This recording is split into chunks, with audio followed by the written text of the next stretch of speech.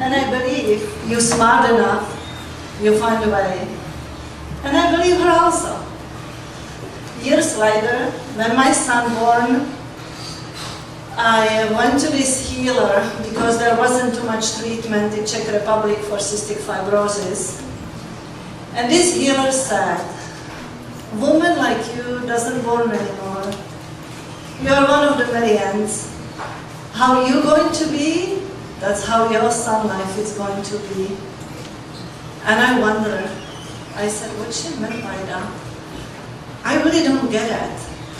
But in that moment, I choose, I'm gonna be the best. I'm gonna learn whatever I can to give my son the life the best I can. And I think I have done it. Later on, when we came to Canada, was 9 years of journey to get the citizenship. We have to go through the newspaper, television, political lobby, and federal court. Then we got citizenship. It was quite a process. I find a way, because I believe in my grandmother, what she told me. Through this process, my son's lungs and heart deteriorated. Then we ended in the hospital for a long time, and we were waiting for transplant of the heart and lungs. That time was only 2 people who got heart and lungs transplant. He was the 3rd one. I remember the time when I came to the hospital, and he's handing me this newspaper, this article. And in this article they say, people who coming to Toronto from different provinces, they have to stay somewhere with the members of the family who need transplant. And I'm reading this article and I'm thinking, what do you want me to do? I said, you want me to build a house? He goes, yeah. I started laughing. I said, oh my goodness, he's so much in trouble by himself, and he's still thinking how to help others. Maybe he thinks I'm the superwoman or something. I said, well, let's see what we can do. So, later on, when he get upset, because he did many times, because it wasn't easy with all this medication, life wasn't so pink. My daughter always said, why you let him be this way? Why you don't say anything? And I said, you know, if I don't know if I'm gonna take a second breath, if I will have so many medications, I don't know who I will be. Maybe I wouldn't be here. He's too courageous, and he's a great man. Let him be and do what he needs to do. Then after, we ended in the hospital for longer, and he was on this breathing machine. And I come to the room, and he's saying, Mom, this is the worst day of my life. And I have this Bristol board, a newspaper, and scissors, and I said, that's the day we're gonna do vision board. And you're gonna write some great wish list. He go, oh, woman. I go, well, let's do it. Half an hour later, he was laughing. He did his vision board, he made his wish list, and it was a really great day. I admire him. He was willing to give up suffering. He was willing to play a game of life, no matter what. He was always a very funny guy. I love him so much. When he got his transplant, he ended in ICU. And when he has all these tubes coming out, and even in the mouth he cannot speak, they give him this board to write on.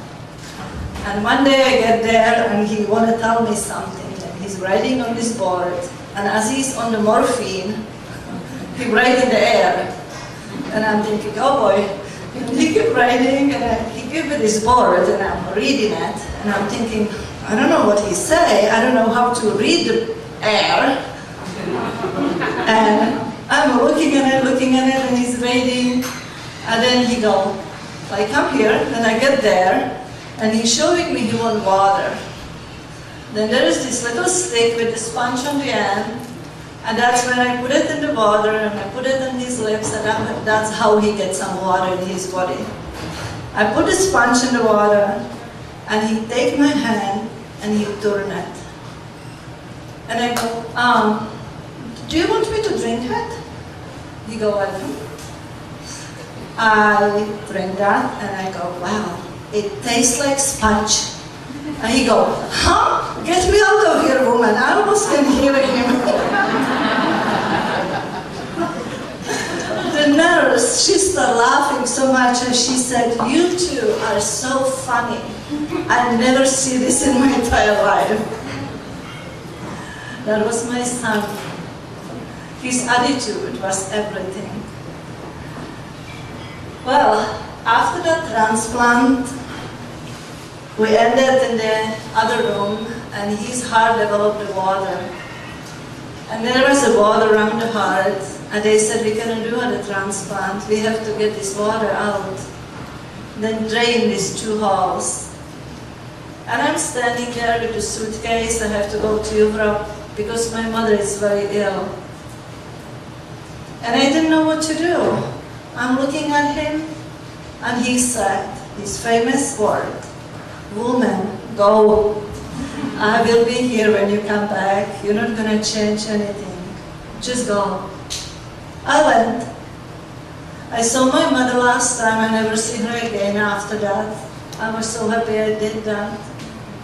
And when I came back, he was here. He was better than before.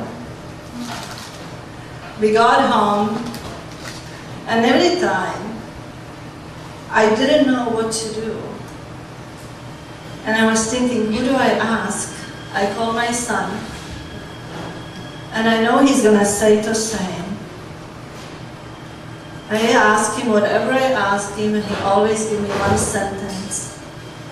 And that sentence was, oh woman, what are you waiting for? Go and get it. Nobody's going to do it for you. It's all up to you. I guess I need to hear it.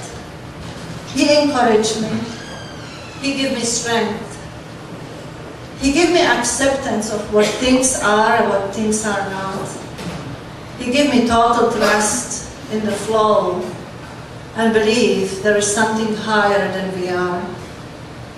Also, he gave me appreciation of taking the breath. We take it so for granted. When he left, I feel so empty.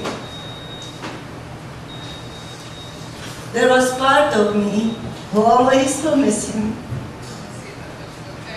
He was my hero, and I love him so much. Thank you.